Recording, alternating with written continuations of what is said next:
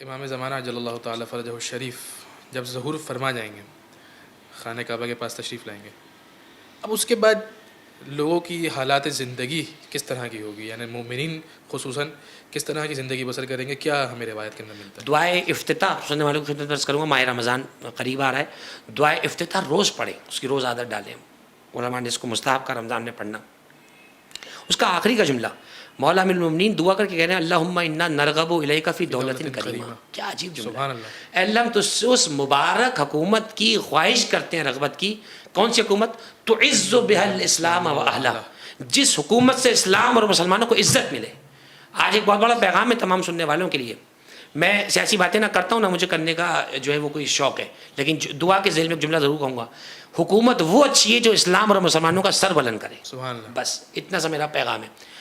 اللہم انا نرغب الیک فی دولت کریمہ تعز بها الاسلام و اہلہ وتذل بها النفاق و اہلہ، یعنی وہ حکومت۔ اللہ اکبر۔ روایات اہل سنت اس بات پر شاہد ہیں، میں بار بار یوں کوٹ کرتا ہوں دوسرا اسکول آف تھاٹ بھی، کہ بات ہماری نہر سب کی ہو جائے۔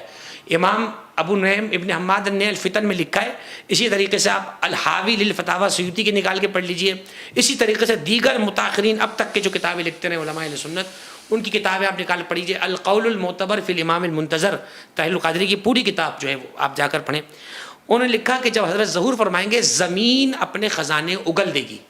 میرا سوال یہ ہے کہ جب زمین میں خزانہ ہے تو ابھی کیوں نہیں اگل رہی زمین؟ اس سے زمین میں ایسا کیا ہو جائے گا کہ خزانے زیادہ بڑھ جائیں گے کہ زمین اب برداشت نہیں کر پا رہی؟ زمین کو اللہ نے حکم دیا ہوا ہے کہ جب تیرا صاحب تجھ پر قدم رکھ دے اور ظاہر ہو جائے، ظہور فرما جائے، تو اپنے خزانوں کو اگل دینا۔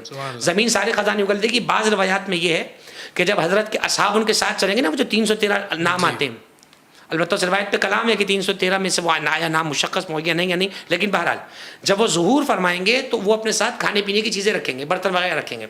تو حضرت پوچھیں گے کیوں رکھ رہے ہو؟ کہیں گے مولا کہ لابد من الطعام والشراب، مولا کھانے پینے کی ضرورت ہے۔ امام فرمائیں گے اس کی تمہیں حاجت نہیں ہے، تم جہاں سے جو طلب کرو گے تمہیں دے دیا جائے گا۔ مجھے یہ بتائیے، یہ علامت تو جنتیوں کی ہے کہ جنتی جو مانگیں گے انہیں دے دیا جائے گا۔ یہ دنیا میں کیسے ہو رہا ہے؟ اس لیے ہو رہا ہے کہ اب وارث جنت خود ظہور فرما گیا ہے اور اس کے وجود سے دنیا جنت بن گئی ہے۔ جو تم طلب کرو گے تمہیں وہاں عطا کر دیا جائے گا، نمبر 1۔ نمبر 2 یہ لکھا ہے کہ فرات کے درمیان سے ایک سونے کا پہاڑ برآمد ہوگا، اور اس کی طرف آج اگر کہیں خزانہ نکل جائے تو لوگ لپکتے ہیں، وہاں فرات سے جب سونے کا پہاڑ برآمد ہوگا کوئی اس کی طرف رغبت نہیں کرے گا۔ بعض علماء نے روایات میں لکھا کہ حضرت کے ظہور کے بعد سب سے بے قدر اور بے توقیر چیز جو ہوگی، بالکل ڈی ویلیو ہو جائے گی، وہ ہوں گے لاکرز، آپ کے تالے، کوئی حیثیت نہیں ہوگی۔ کیوں؟ تالے کب لگائے جاتے ہیں؟ جب چوری کا ڈر ہو، جب چھننے کا ڈر ہو۔ اس زمانے میں اتنا سب کے پاس ہوگا کہ سب دینے والے ہوں گے، لینے والا کوئی نہیں ہوگا۔ بعض روایات میں یہاں تک لکھا ہوا ہے کہ یہ کتب اہل سنت میں آخر زمان میں قائم ظہور فرمائیں گے اور لوگوں کو بغیر شمار کیے ہوئے بھر بھر کے دے گا، بھر بھر کے دے گا۔ یا گن گن کے بھی آدھا دے رہے ہوتے ہیں ہم لوگ، وہ بغیر شمار کیے سب کو اٹھا اٹھا کر دیں گے۔ اور جب آپ ظہور فرمائیں گے تو اسلام کی وہ صورت جس کا وعدہ اللہ نے قرآن میں کیا تھا کہ هو الذی ارسل رسولہ بالہدی ودین الحق لیظہرہ علی الدین کلہ ولو کرہ المشرکون، وہ وعدہ جو محمد اول سے کیا تھا محمد آخر میں پورا ہو جائے گا۔ وعدہ یہ تھا کہ لیظہرہ علی الدین کلہ۔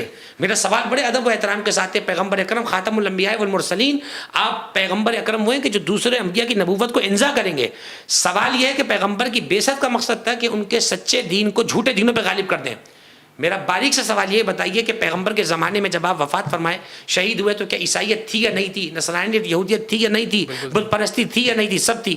تو آیت وہاں کہہ رہی ہے کہ ہم نے اس لیے محمد کو بھیجا تاکہ جھوٹے دین کو جو ہے وہ پر سچے دین کو غالب کر دے۔ بظاہر تو وہاں وعدہ پورا ہوتا نظر نہیں آ رہا، تو عجب نہیں پیغمبر جواب دیں کہ تم نے جلدی کی ہے، عجلت کی ہے۔ اللہ نے یہ کب کہا تھا کہ اس محمد کے ذریعے؟ فرمایا یہ تھا یہ جو محمد آ رہا ہے اب اس کے خانوادے میں جب یہ پیغام آگے جائے گا تو آخر زمان میں یہ وعدہ اللہ کا پورا ہو جائے گا کہ اس وقت جب امام ظہور فرمائیں گے سوائے دین اسلام کے، سوائے افکار اہل بیت علیہ السلام کے، کسی کے افکار کا نام و نشان نہیں ہوگا۔ بڑا پرامن دور ہوگا، حتیٰ کہ روایات اہل سنت میں یہاں تک کہ ایک ہی گھاٹ پر بکری اور شیر پانی پئیں گے، یعنی ان کی فطرت آپس میں ختم ہو جائے گی۔ چنانچہ پروردگار عالم ہمیں ظہور کی تیاریوں کی توفیق عطا فرمائے۔ اور یہ ایک جملہ اور کہتا ہوں، ممکن ہے کہ کوئی سوچ کے کہہ رہا ہو کہ آپ ہمیں خواب دکھا رہے ہو اس حکومت کے، میری تو زندگی اتنی ہو گئی۔ کوئی بات نہیں، اس کا بھی طریقہ معصومین نے بتایا۔ اگر دعائے عہد آپ پڑھنے کی عادت ڈال لیں تو اگر آپ دنیا سے گزر بھی گئے، خاتمہ ایمان پر ہوا ہے اور منتظرین امام میں آپ کا اگر شمار ہوتا ہے، تو پھر آپ کا عالم یہ ہوگا کہ جب حضرت ظہور فرما جائیں گے تو آپ قبر سے اس عالم میں نکلیں گے کہ معتذرن کفنی شاعرن سیفی، آپ کا کفن تازہ ہوگا، تلوار بے نیام ہوگی، اور آپ لبیک یا ابن الزہرا کہتے ہیں ان کے لشکر میں داخل ہو جائیں گے۔ تو ہمیں یہ بحث نہیں کرنی ہے کہ ابھی ظہور میں کتنا ٹائم باقی ہے، میری عمر کتنی ہے، ہمیں تیاری کرنی ہے۔ لیس للانسان الا ما سعی، عمل کرنا ہمارا کام ہے، اجر دینا اللہ سبحانہ و تعالیٰ کا کام ہے۔ تو پروردگار ہمیں حضرت کی ظہور کی توفیق عطا فرمائے، ان کے ظہور میں شامل ہونے کی، اور پروردگار ہمیں وہ دور دیکھنا نصیب فرمائے کہ جب اسلام کا دور ہوگا، کفر و نفاق سے نگو کر دیا جائے گا۔